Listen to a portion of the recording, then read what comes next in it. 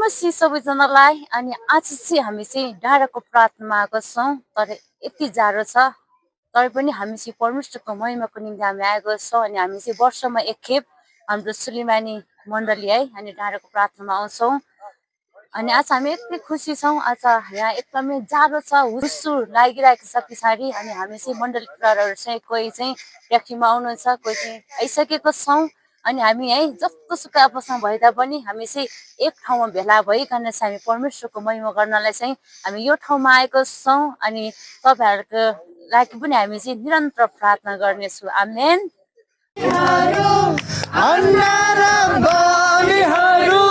बादल वृष्टि र बदासहरू खेतका आलीहरू अन्न र बालीहरू बादल वृष्टि र बदासहरू